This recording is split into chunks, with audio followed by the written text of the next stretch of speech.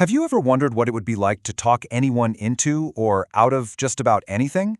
Well, today we are diving deep into the game-changing negotiation tactics from a former FBI hostage negotiator, Chris Voss.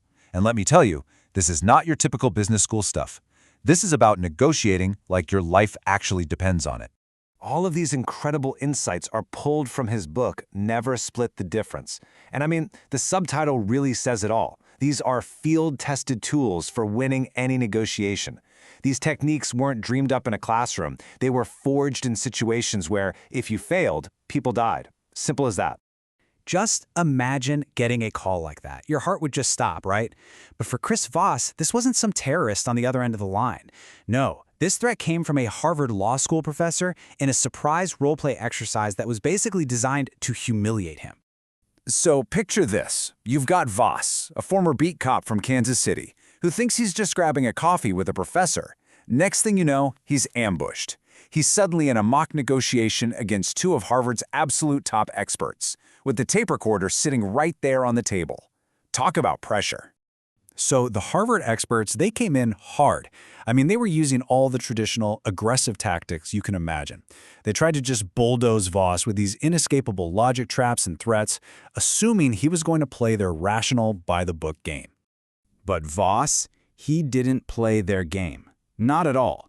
When they demanded $1 million, he didn't argue, he didn't make a counteroffer, he just calmly and genuinely asked this one simple, open-ended question.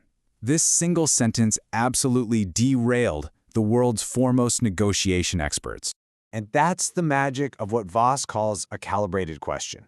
It just completely flips the script. All of a sudden, the kidnappers weren't in charge anymore. Now, they were forced to stop and actually think about all the logistical headaches of their own demand. It gives them the illusion of control while you are secretly steering the entire conversation. So why on earth did this work so well? Well, it's because Voss was operating on a completely different and, frankly, a much more accurate understanding of how human beings actually work. Okay, this slide right here is absolutely crucial.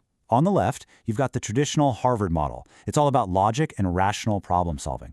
But on the right, you have the FBI's approach, learned through, brutal experience. It says the exact opposite is true. The person and all their emotions are the problem. You don't ignore them, you make them the entire focus. The key insight? Emotion, not logic, is what really drives our decisions.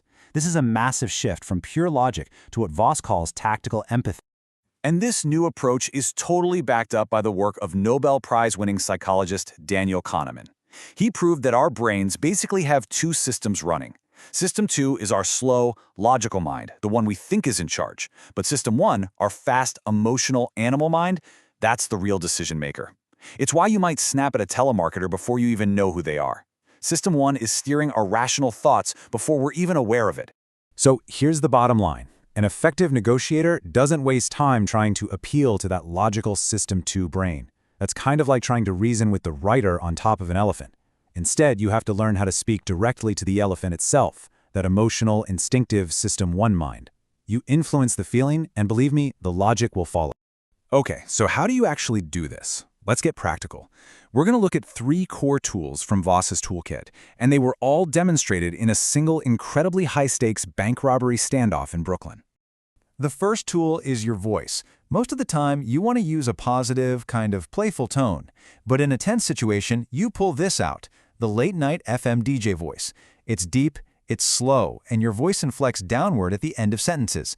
It's not a question. It's a statement, and it communicates calm and complete control without being aggressive at all. This is exactly what Voss said, using that DJ voice, when he took over the bank robbery negotiation. Just notice, there's no room for argument, is there? It's a simple declaration of fact that immediately calmed the situation and established him as the new guy in charge, all without a fight. All right, now for the second tool. During the negotiation, the bank robber just blurts this out. A super critical piece of information about a getaway driver the police didn't even know existed. Now, look at Voss's response. He didn't ask some complicated question. He just repeated the last few critical words the robber said. This is a technique called mirroring. It's basically a Jedi mind trick. It makes the other person feel heard, and, amazingly, it gets them to just keep talking and elaborating, often revealing things they never ever meant to. And don't for a second think this only works on bank robbers. This simple technique is incredibly powerful in everyday life. Get this. A study found that when waiters simply mirrored customers by repeating their order back to them, their tips shot up by 70%. That's the power of making someone feel truly understood. And the third tool brings us right back to where we started with that Harvard takedown, calibrated questions. The rules are pretty simple. Start your questions with how or what. This avoids a simple yes or no answer. And what it does is it forces the other person to stop, to think, and to start using their brain to solve what is actually your problem. How am I supposed to do that? It's the classic. Okay, so let's bring this all home. You may not be negotiating for hostages, but these tools, they are absolutely designed for our most fundamental human interactions. This quote from Voss really is the core takeaway. Life is just a series of negotiations. Whether it's a multi-million-dollar contract or just trying to convince your kids to go to bed, it all boils down to that simple, animalistic urge, I want. Just think about it. Using that late-night DJ voice to calm down a tense meeting at work, mirroring your boss's concerns to build some rapport before you ask for that raise, asking a client, how can we make this project a huge success for you? See, these aren't just hostage tools. They're communication tools that give you a massive psychological edge. So I want you to try and reframe what negotiation even means. It's not about confrontation or beating someone down. It's really about understanding the emotional game that's always going on under the surface of human interaction, and then using that knowledge to get what you want while making the other person feel respected and understood in the process. At the end of the day, what Voss leaves us with is this incredibly powerful idea. You don't have to be aggressive, you don't have to be a genius to get what you want out of life. You just have to understand how people are wired and then ask correctly. So the real question is, how will you ask?